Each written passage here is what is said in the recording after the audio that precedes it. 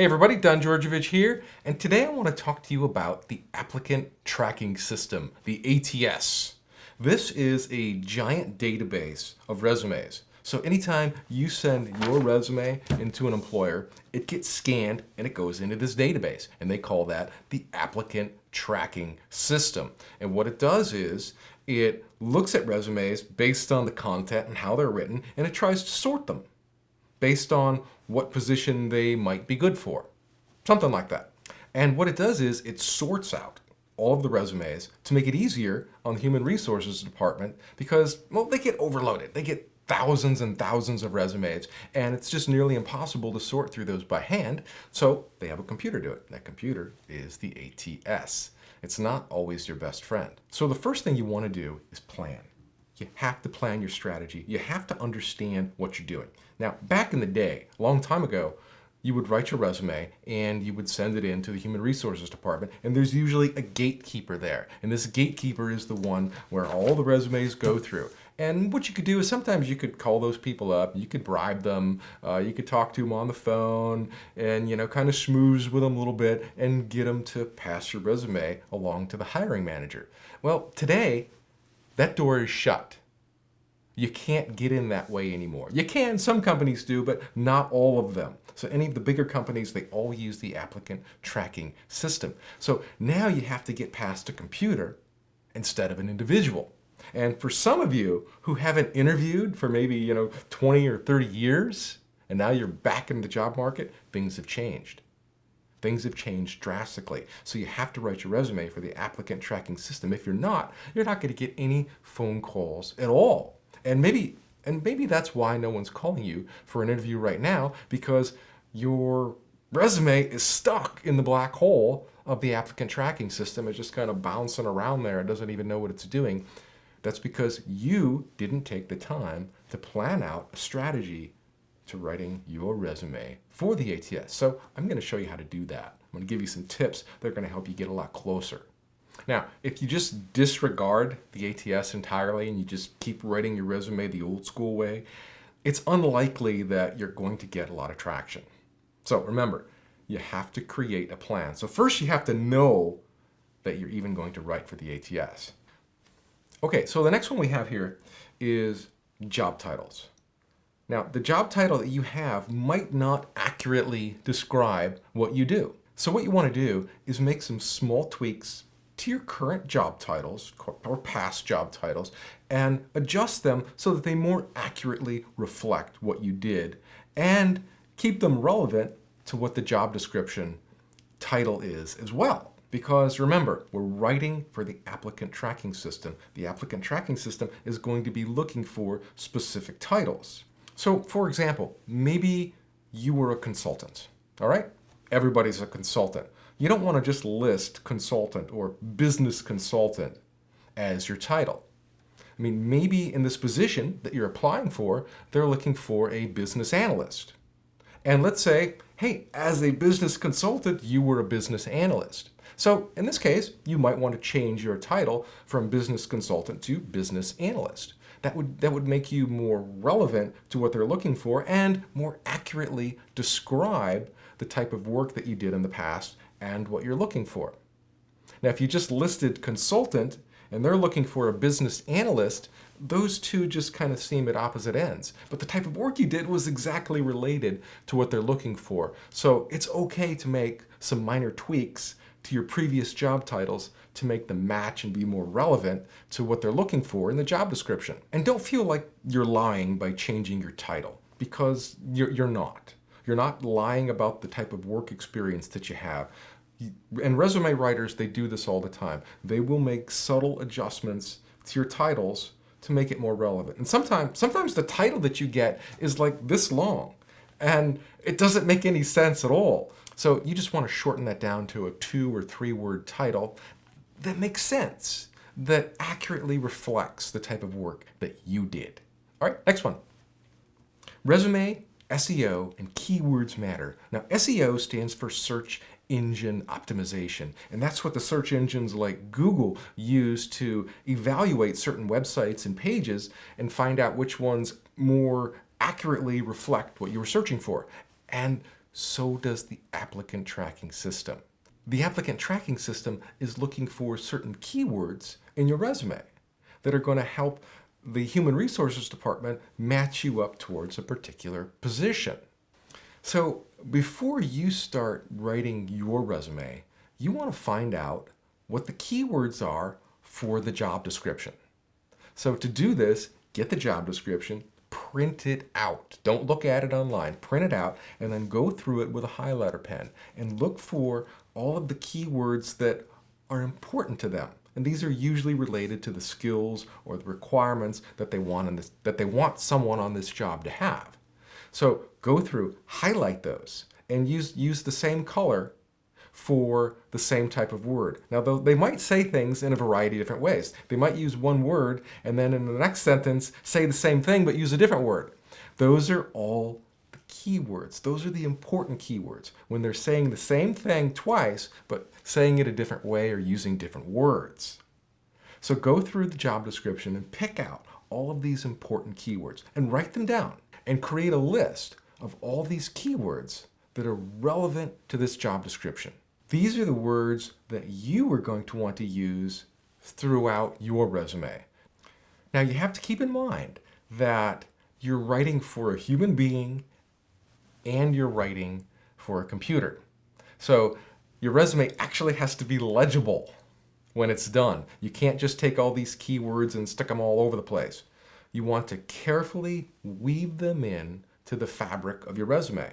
So you might be using a word that's similar to what they're asking for in the job description. Just pull your word out and stick their word in. Now you're starting to write for the ATS. You take their keywords and you replace certain keywords on your resume, and this makes you more relevant to the applicant tracking system and more likely to generate a phone call off your resume. Because what happens is the employer is going to sit down and they're going to type in their computer and they're going to do a search for, let's say, a business analyst with X amount of skills with certain keywords. And when your resume has those keywords in it, it's going to show up in the applicant tracking system. Without those keywords, it's not going to show up at all. But you might have all of the experience that they're looking for, but if you don't say it using the words that they're looking for, then you're not going to show up in their computer listing. Makes sense, right? Crazy, but makes sense. So that's where just having the experience isn't good enough. You have to convey that experience to them using the words that they're looking for. And I know this makes it hard, this makes it difficult, and it makes it, you might think, impossible, but it's not. Because they're giving you a roadmap with the job description. They're giving you a roadmap of what they're looking for. All you have to do is tailor your resume to match that job description and use those keywords, and then you'll show up in their results, and then you'll have a chance at the interview. All right, next one here. Keyword stuffing does not work. I think that's kind of self-explanatory. You know how I told you to pull out all the relevant keywords from the job description and put them in your resume? Well, if you just overuse all of those words and just stuff them in every other line, that's not going to work either. The applicant tracking system is going to sense overuse of certain keywords. And what's going to happen is the ATS is going to kick your resume out into a different bucket of resumes. And trust me, that's not the one you want to be in. That's the one where all the rejects go. So if you have keywords that are appearing more in an irregular fashion and repeating themselves over and over and over again, that's not going to help you either. Remember, you're also writing for a human. You're writing for a computer, but you're also writing for a human. So in the end, someone is going to pick up your resume and they're going to read it. And if it's just stuffed with a whole bunch of keywords that don't necessarily make sense, they're not going to call you for the interview either. So you want to write naturally. So as a general rule, try not to use a keyword more than 2 or 3 times. You can find another word that's similar to that word, which I recommend. That way you're not saying the same thing using the same word. You're saying the same thing using a different word, and that's going to add some variety to resume, and that's going to give it a warmer feeling when you can say the same thing using different words instead of repeating yourself using that same word over and over and over again. Okay? All right, next one. So when I say not all keywords are created equal, what do I mean by that? I mean that you need to use the words that they are using in the job description, the ones that describe what they are looking for, and use those specifically. Now, you can use some variations of them, but you also want to include that original root keyword that they're looking for. You have to remember that you're writing for the applicant tracking system. It's a smart system, but it's only going to do what it's told to do. So it's only going to look for certain keywords that someone told it to look for. And if you don't have those words, then your resume isn't going to be kicked out as one of the potential matches. There's a lot of keywords that the applicant tracking system can't really distinguish between. So you might want to say the same thing, but a different way. So if they're looking for a master's in business administration, you will definitely want to use that keyword, Masters of Business Administration. But you also might want to say it some different ways, like MBA or Masters of Business. Come at that root keyword a couple of different ways, but make sure that root keyword is there. And then put some variations on it to give your resume more of a natural, warmer feeling. Generally, I like to avoid abbreviations on a resume, but if in the job description they are using an abbreviation for a particular skill or education or whatever it will be, make sure you use that exact abbreviation as well.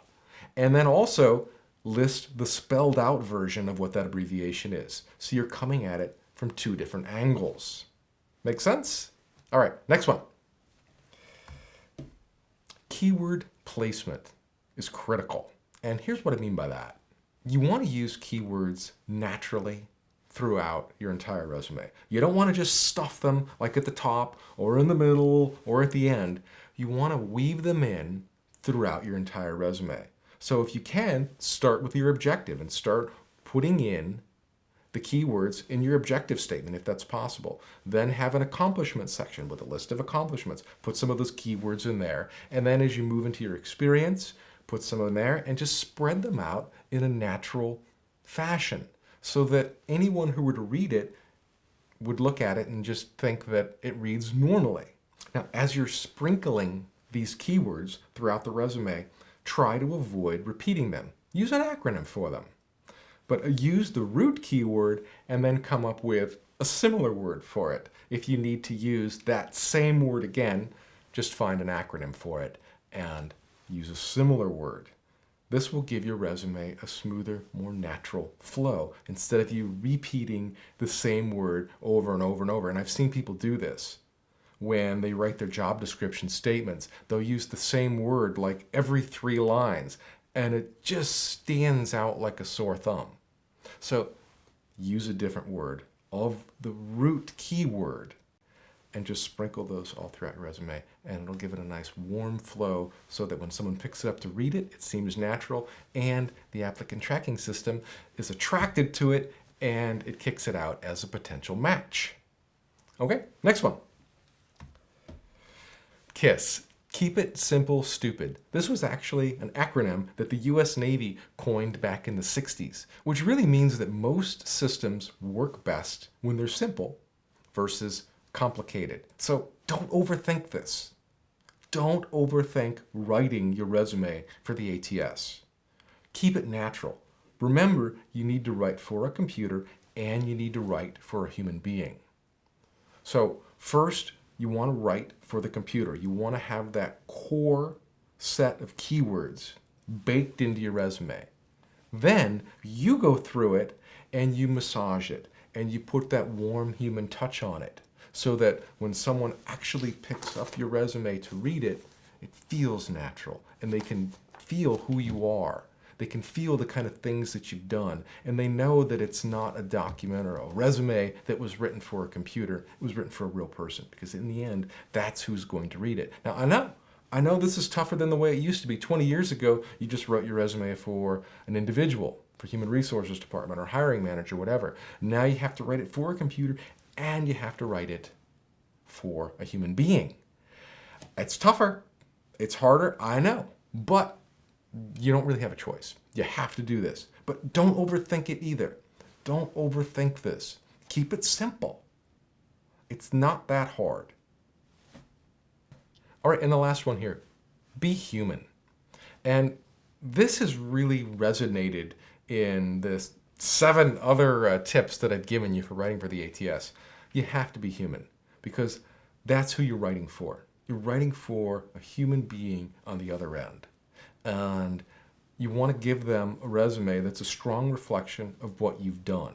Now, granted, you also have to write for a computer to get to that level, but when it reaches them, you want to give them a document that speaks about you. It speaks of your experiences. It speaks of your accomplishments in a way that a human can understand it and not a computer.